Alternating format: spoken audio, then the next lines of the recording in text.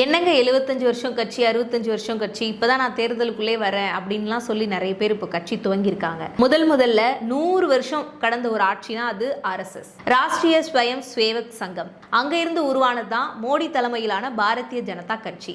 இப்போ 47வது ஆண்டுல கால் பதிக்கிறாங்க. நாட்டினுடைய வளர்ச்சிக்காக தொடர்ந்து பங்களிச்சு வரும் இல்ல அர்ப்பணிச்சு வரக்கூடிய பிரதமர் மோடி அவர்கள் இந்தியாவின் மிகப்பெரிய அரசியல் தலைவர் அப்படிங்கிற பேரை பெற்றிருக்காரு.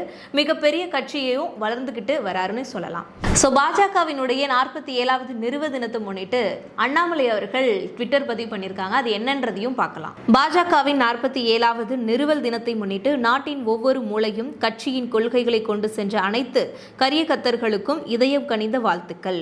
இன்று நாம் ஒரு அரசியல் கட்சியின் பிறப்பை மட்டுமல்ல, உலகின் மிகப்பெரிய ஜனநாயக சக்தியாக வளர்ந்து உள்ள ஒரு மகத்தான இயக்கத்தை கொண்டாடுகிறோம். நாடு முதலில் ஒருங்கிணைந்த மனிதநேயம், அந்தினோதயா போன்ற உயரிய சிந்தனைகளை விதைத்த முன்னோடிகள் டாக்டர் ஷியாமா பிரசாத் முகர்ஜி அவர்களும் பண்டிட் தீனதயாள் உபாத்யாயா அவர்களும் காட்டிய பாதை இன்று எங்களை வழிநடத்துகின்றது. 1984ஆம் ஆண்டு வெறும் 2 லோக்சபா இடங்களில் இருந்து துவங்கி இன்று உலகின் மிகப்பெரிய அரசியல் கட்சியாகவும் மத்தியில் பல மாநிலங்களிலும் ஆட்சி நடத்தும் அளவுக்கு வளர்ந்து உள்ளது பாஜக. இந்த சாதனையின் பின்னால் கரிய கத்தர்களின் வியர்வை, ரத்தம் மற்றும் விடாமுயற்சி நிறைந்த உழைப்பு இருக்கின்றது. இன்று இந்தியாவின் முன்னேற்றத்தையும் உலகளாவிய உயர்வையும் முன்னெடுத்து செல்லும் வலுவான சக்தியாக மதிப்பிற்குரிய திரு பிரதமர் நரேந்திர மோடி அவர்களின் தொலைநோக்கு தலைமையின் கீழ் நாம் திகழ்கின்றோம். தமிழகத்தில் பாஜக தமிழ்நாடு கரியகர்த்தர்கள் எண்ணற்ற சவால்களை தாண்டி நாடு முதலில் என்ற சிந்தனையை வீடுதோறும் கொண்டு சென்று வருகின்றன. எந்த தடைகளையும் பொருட்படுத்தாமல் உழைக்கும் இந்த அடிப்படை வீரர்களுக்கு எங்கள் வணக்கங்கள். தமிழக மண்ணில் தாமரை மலர்வதற்காக அவர்கள் மேற்கொள்ளும் டயர்னஸ் முயற்சிகளை நாம் பாராட்டுகின்றோம். இந்த வரலாற்று சிறப்புமிக்க நாளில் 2040ஆம் ஆண்டுக்குள் விக்ஷித் பாரத் உருவாகும் மகத்தான இலக்கை அடைய பொது சேவைக்கு மீண்டும் உறுதியேற்போம் அப்படின்னு அண்ணாமலை அவர்கள் ட்விட்டர் பதிவு பண்ணியிருக்காங்க. இந்த 47வது ஆண்டான இன்னைக்கு ஏப்ரல் 6ஆம் தேதி தமிழக பாஜக வேட்பாளர்கள் வேட்புமனு தாக்கல்லாம் செய்வது தேசிய ஜனநாயக கூட்டணியின் வெற்றிக்கான அடித்தளத்தை வலுப்படுத்தியிருக்கு.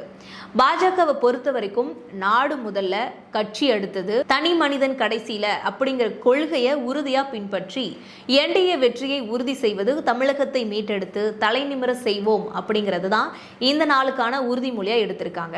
இந்த 47ஆம் ஆண்டான ஏப்ரல் 6ஆம் தேதி யாரெல்லாம் வேட்புமனு தாக்கல் செஞ்சிருக்காங்க பாஜக வேட்பாளர்கள் அப்படிங்கறத பார்க்கலாம். ஆவடியில எம் ராஜசிம்ம மகேந்திரன் அப்படின்னு சொல்லக்கூடிய அஸ்வின் குமார், மயிலாப்பூர்ல டாக்டர் தமிழிசை சவுந்தரராஜன், தள்ளியில திரு நாகேஷ்குமார், திருவண்ணாமலையில சி வேலுமலை, ராசிபுரம் தொகுதியில டாக்டர் விபிடி பிரேம்குமார், மொடக்குறிச்சியில டாக்டர் கிருத்திகா சிவகுமார், உதகமண்டலத்துல திரு போஜராஜன், அவினாசி தொகுதியில டாக்டர் எல் முருகன், கடேஸ்வர தங்கராஜ், கோவை வடக்கு வானதி ஸ்ரீனிவாசன், திரு கோவி சந்துரு, தஞ்சாவூர்ல திரு கருப்பு முருகானந்தம், கந்தர்வக்கோட்டையில திரு சி உதயகுமார், புதுக்கோட்டையில திரு என் ராமச்சந்திரன், அறந்தாங்கில திருமதி கவிதா ஸ்ரீகாந்த், திருப்பத்தூர்ல திரு கேசி திருமாறன், மானாமதுரை தொகுதியில திரு பொன் பாலகணபதி, மதுரை தெற்குல பேராசிரியர் ராம ஸ்ரீனிவாசன், சாத்தூர்ல திரு நயினார் நாகேந்திரன், ராமநாதபுரம்ல திரு GPS நாகேந்திரன், திருச்செந்தூர்ல திரு KRM ராதாகிருஷ்ணன், வாசுதேவன் நல்லூர் தொகுதியில திரு அனந்தன் ஐயசாமி,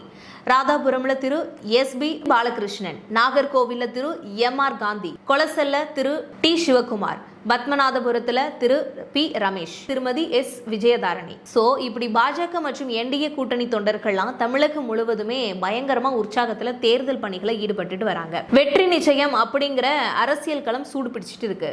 மக்களே, தேர்தலுமே கிட்ட நெருங்கி வந்துருச்சு. எல்லா கட்சிகளும் அவங்களுடைய தேர்தல் பணிகளை பயங்கரமா ஈடுபட்டு வராங்க. ஏப்ரல் 23ஆம் தேதி நம்மளுடைய ஜனநாயக கடமையை பண்றதுக்கான நேரம் கிட்ட வந்துருச்சு. யாரும் மறக்காதீங்க. மறுபடியும் சொல்றேன், உங்கள் வாக்கு உங்கள் உரிமை.